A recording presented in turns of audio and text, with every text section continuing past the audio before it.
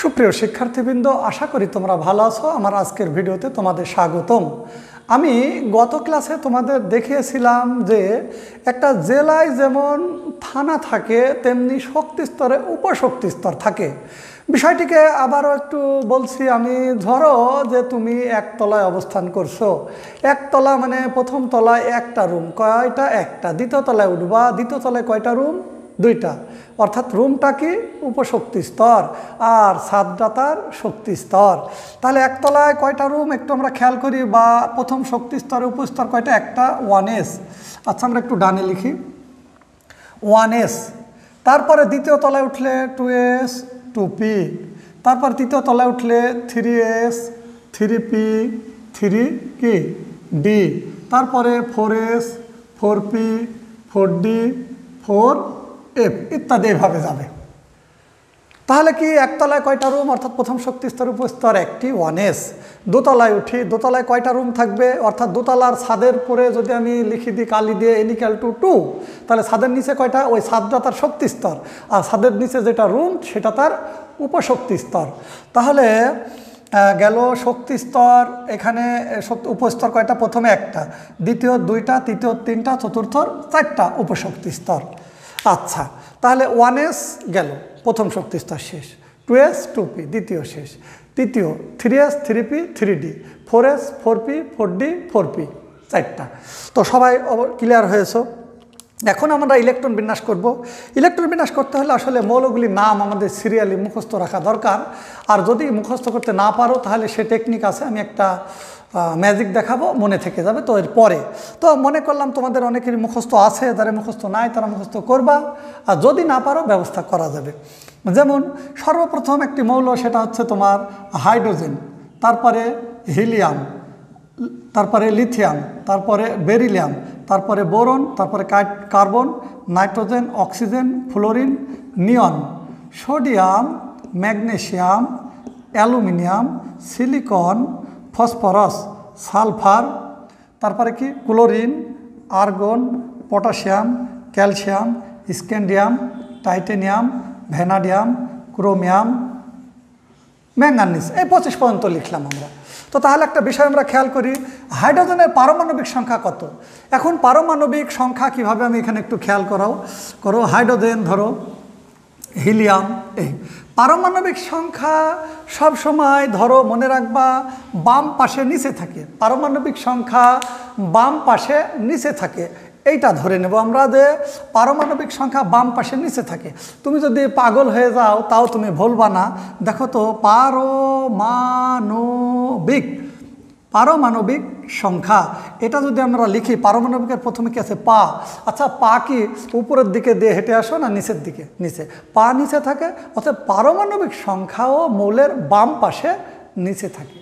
যেহেতু পারমাণবিকে আছে পা, আছে না পা, পা নিচে থাকে, পারমাণবিক সংখ্যাও মৌলের নিচে থাকে। হ্যাঁ, তাহলে পারমাণবিক সংখ্যা বসা, এটা 1 নম্বরে, তাই এর পারমাণবিক সংখ্যা সিরিয়ালি 1। হিলিয়ামের তাহলে পারমাণবিক সংখ্যা, তাহলে হাইড্রোজেনের কত? 1, হিলিয়ামের 2, লিথিয়ামের 3, এর কত?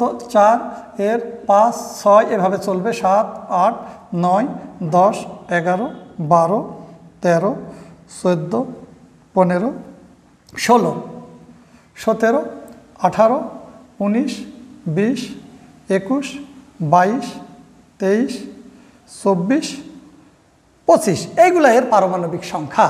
তাহলে পারমাণবিক সংখ্যা মৌলের বামে নিচে থাকে। এখন পারমাণবিক সংখ্যা আমরা ইলেকট্রন বিন্যাস করব। দেখি, এখন খেয়াল করো, সবাই বোর্ডের দিকে অধিক মনোযোগ সহকারে দেখো।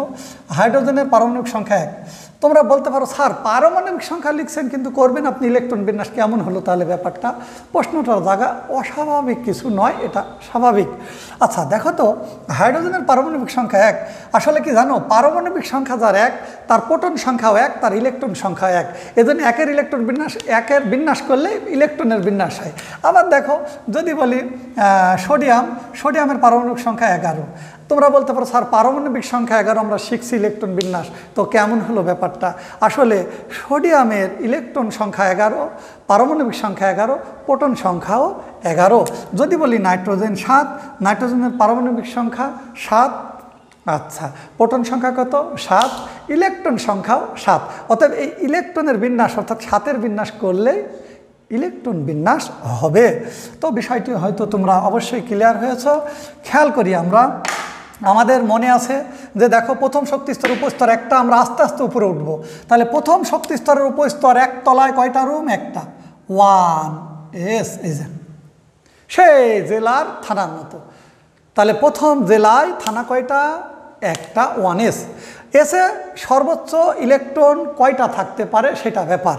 এখন ইলেকট্রন সর্বোচ্চ ধারণ ক্ষমতা এসে কয়টা, পিতে কয়টা, ডিতে কয়টা, এফতে কয়টা, এটা আমাদের জানতে হবে। প্রত্যেকটা ব্যাপারেই কিন্তু একটা ধারণ ক্ষমতা থাকে। একটা ছোট বেডে সর্বোচ্চ 2 জন ঘুমাতে পারে, বড় বেডে অনেকজন। তো এস কয়টা ইলেকট্রন ধরবে, পি কয়টা ইলেকট্রন ধরবে, ডি কয়টা ইলেকট্রন ধরবে, সেটা আমাদের জানা অতীব জরুরি। তো তোমরা সবাই খেয়াল করো, এস উপস্তরে থাকতে পারে 2টি ইলেকট্রন। যদি কখনো পাগল হয়ে যাও তবুও ভুলবা না, একটা টেকনিক মনে রাখবা, এসতে সেকেন্ড। আচ্ছা, এস পিতে কয়টা? 6টা। ডিতে কয়টা? ডিতে একটা মনে রাখবা, ডিতে দ হয়, যেমন দেশ বানান লিখি না আমরা, দেশ। তাহলে ডিতে কি দ না? দয়কার তালে বর্ষা। তাহলে ডিতে হয় দ অক্ষর, তাহলে দয়ে 10। এফতে 14। পিতে মনে রাখবা, আসলে পি বললেই না একটা কথা বেরিয়ে যায়, পিস।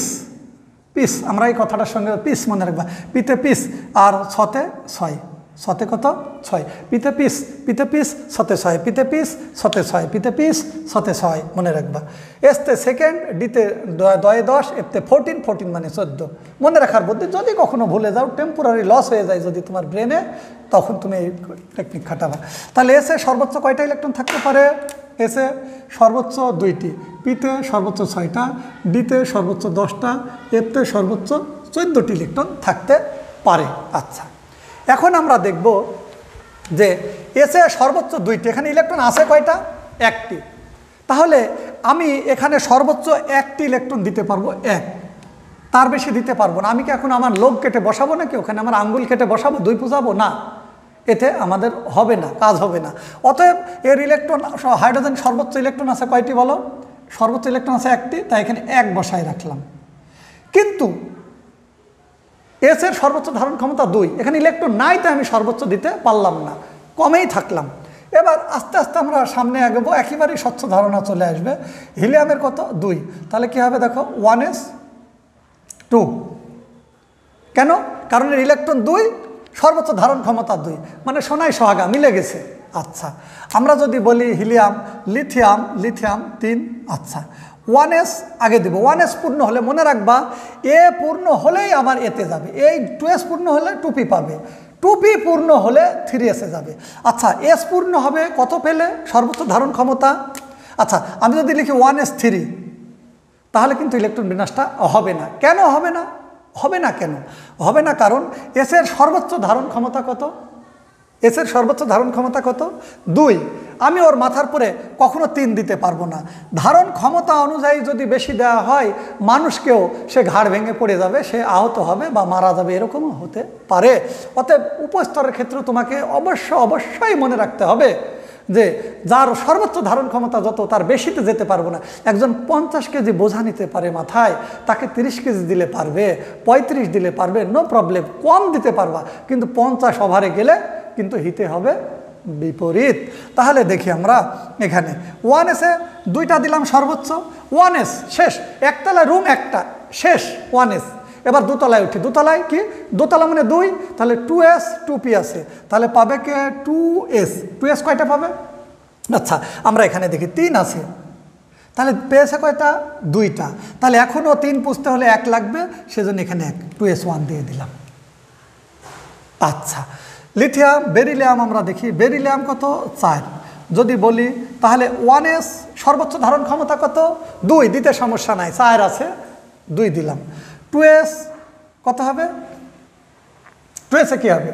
2s-এ হবে 2, 4 পুষতে হলে, কারণ যে এসই হোক সে 2 সর্বোচ্চ পাবে, 2s-এ 2। আচ্ছা, বেরিলিয়াম। এবার আসি বোরন, বোরনে কত? 5।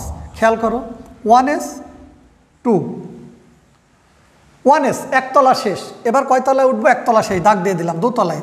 2s, সে 2s হোক, 3s হোক, আর গরু এস হোক, আর মহিষ এস হোক, সে যে এসই হোক, সর্বোচ্চ 2, সর্বোচ্চ পার ক্ষমতা রাখে, কারণ 5 আছে, সর্বোচ্চটা দিয়ে দিলাম 4। এবার কোথায় যাব? আমরা দ্বিতীয়তে জানি 2s আছে, 2s এর পাশে কে আছে? 2p আছে, এই যে এই দ্বিতীয় এটা 2s 2p।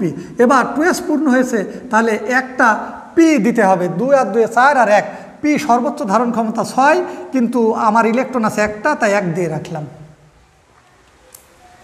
পেরেশানির কিছু নেই, শেষ পর্যন্ত গেলে একেবারে পানি হয়ে যাবে। তাদের একটু একটু মনে হচ্ছে যে হয়তো অধিকাংশ বুঝতে পারছো, যদি কারো মনে কোনো থাকে যে আমি একটু মনে হচ্ছে, শেষ পর্যন্ত গেলে একেবারেই পানির মতো হয়ে যাবে সব। বোরন কার্বন দেখি এবার দেখো, তাহলে 1s একতলায় আগে যায়, একতলায় একটা রুম 1s বা প্রথম শক্তি স্তরের উপস্তর, কয়টা? 2টা। এবার একতলা শেষ, দোতলা, এই দোতলা এটা 2s 2টা, 2p কয়টা? 6 পুষতে হলে 2 লাগবে, দেখো এই যে হয়ে গেল। পি যতক্ষণ 6 না হবে, যতক্ষণ 6 না পুষবে এর, যতক্ষণ 6 না পুষবে পি এর, ততক্ষণ আমরা ইলেকট্রন দিতেই থাকবো। বিষয়টি ভালো করে একটু খেয়াল করলে বুঝতে পারবা। দেখো এবার নাইট্রোজেন, নাইট্রোজেন 7, আমার প্রথম তলায় একটা রুম 1s, 1s কত ধারণ ক্ষমতা? সর্বোচ্চ 2, দিতে সমস্যা নাই, 7 আছে, এমন না যে 1 আছে, তাহলে 2। তাহলে দোতলায় কয়টা রুম? 2টা, 2s হলেই এস মান নামান্তরে 2, তাহলে কত? 4। 2p, পিতে সর্বোচ্চ 6, সর্বোচ্চ 6 দিলে আমার হয়ে যাবে 10, কিন্তু আছে কত? 7। তাহলে সর্বনিম্নে থাকতে পারবো, মানে আমি কমে থাকতে পারবো, বেশিতে যেতে পারবো না। 2p 3। এই পর্যন্ত আশা করি সবাই বুঝতে পেরেছো। এখন যদি আমাকে বলে অক্সিজেন কত? 8, যদি ইলেকট্রন বিন্যাস করি তাহলে কি হবে? অক্সিজেন 8, তাহলে প্রথম তলায় কয়টা রুম? একটা, কি? 1s, একতলায় 1 দিয়ে শুরু, 1s যেই হোক 1 থেকে শুরু হবে বলেছি, 1s 1s 2, একতলা শেষ। দোতলায় কি? 2s, 2s কত? 2, তারপরে কি? 2p, দোতলায় 2টা রুম, যে 2s 2p, তাহলে p 2 2 4, আর লাগবে পিতে 4। এখনও কিন্তু ওর 6 পূরণ হয়নি, পি এখনও নিতে পারবে 2টা। দেখো 2 আর 2 4 আর 4 8 হয়ে গেছে। এইভাবে বিন্যস্ত করতে হয়। তাহলে ফ্লোরিন, এবার আমাদের ইলেকট্রন বিন্যাস, ফ্লোরিন 9, 1s 2, একতলা শেষ, 2s 2, 2p কত? 2s 2 মানে 4 হলো, 2p 5, কত হলো? 9। যতক্ষণ 6 না হবে আমি বলেছি দিতেই থাকবো, সেই মাথায় বোঝা দেওয়ার মতো। ধানের আটি, 1 আটি দিলাম, আরও দাও, আরও দাও, আরও দাও, 10 আটি, আমি আর পারবো না, দিব না। ওর যখন 6 হবে ওকে দিব না, পরের জন আসবে। ফ্লোরিন, নিয়ন 10, তাহলে কি হবে? 1s 2, একতলা শেষ, 2s 2, 2p কত বলো? 6। দেখো 10 হয়ে গেছে। পি এর সর্বোচ্চ ধারণ ক্ষমতা হয়ে গেছে। পি এর পরে কি আছে? আমার দোতলায় যে সব রুম ছিল সেসব রুম মানুষ দ্বারা ভর্তি হয়ে গেল, অর্থাৎ ইলেকট্রন দ্বারা ভর্তি হয়ে গেল। এখন আমাকে 3 তলায় উঠতে হবে। তো নিয়নের পরে আমরা করব সোডিয়াম। তোমরা হয়তো এগুলা বুঝতে পেরেছো, আমি একটু এগুলা মুছে দিলাম। এবার দেখি তো আমরা এগোতে থাকি। নিয়ন, তারপরে কি আমাদের সোডিয়াম, মানে ন্যাট্রিয়াম, যাকে বলে ল্যাটিন নাম থেকে এসছে ন্যাট্রিয়াম। আমার প্রতীকের একটা ক্লাস আসবে খুব মজার সহকারে, প্রতীক নিয়ে আমি একটু বলবো, যেহেতু সকলের পড়া প্রতীক। এই প্রতীক ক্লাস নিয়ে আসলে তোমরা একটু পার্থক্যটা ভালোভাবে উপলব্ধি করতে পারবা, খুব মজার ক্লাস হবে। সোডিয়ামের 1s, এটা সোডিয়াম, সোডিয়ামের ল্যাটিন নাম ন্যাট্রিয়াম, তাহলে 11, তাহলে 1s 2, একতলা শেষ। দোতলায় উঠি, দোতলায় কয়টা রুম? 2টা, 2s 2p, অর্থাৎ দোতলায় দ্বিতীয় শক্তি স্তরের উপস্তর 2টা, 2s 2p, তাহলে 2s এ কয়টা? 2টা, এখানে কয়টা? 10, 6টা দিয়ে দিলাম। দেখো 11 পুষতে হলে 7 দরকার, আমি কি এখানে 7 লিখতে পারবো না? আমার ভুল হবে। কেন ভুল হবে? কেন ভুল হবে? ভুল হবে কারণ হচ্ছে এখানে সর্বোচ্চ 6 ক্ষমতা। এবার তৃতীয় তলায় উঠি, তৃতীয় তলায় রুম কয়টা? 3s, যেই শুরু হোক এস থেকে শুরু হবে। বলেছিলাম 5 তলায় উঠতে হলে নিচতলা সিঁড়ি বেয়ে উঠতে হবে তোমাকে। 3s 3p 3d, এই 3টা আছে তৃতীয়তে, তাই না? ইয়েস, তাহলে 3s 1, এর একে পূর্ণ করে গিয়ে আসবে, এ পূর্ণ হলে আবার একে নিব। বিষয়টা অবশ্যই বুঝতে পেরেছো। তাহলে আমি 3s এ একটা, 3s এ 2 নিতে পারে, 2 দিতে পারলাম না ওকে, তো 3p আসার প্রশ্নই উঠে না, এখনো 3s পূর্ণ হয়নি। তাহলে 3s 1, এটা কি? তৃতীয় তলা। আচ্ছা, কে শেল লিখেছিলাম এখানে, এখন শেল লিখছি না, পরে আমরা এখানে আসবো।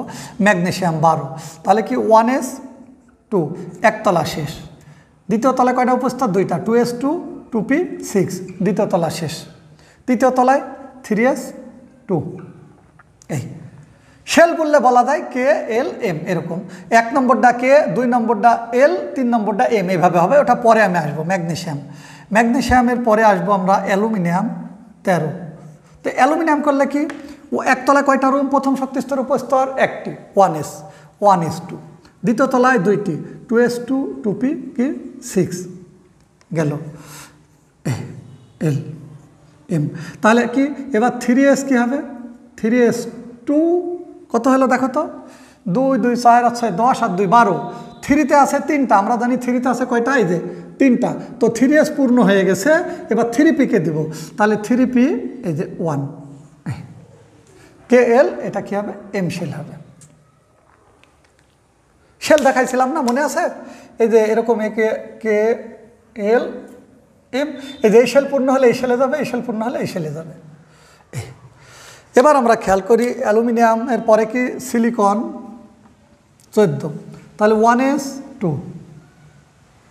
2s2 2p 6 এ প্রথম তলা, দ্বিতীয় তলা। কে শেল এল শেল 2 2 পর্যন্ত। 3s2 3p 14 আছে, 12 আর 2 14 কে এল এম। এইভাবে ইলেকট্রন বিন্যস্ত হয়ে চলবে। সেই আমি যে বেসিক দেখাইছিলামই। এখন আমি তোমাদের কিছু করতে দেব, তোমরা এখন আমাকে করে দেখাবা, দেখি পারো কিনা।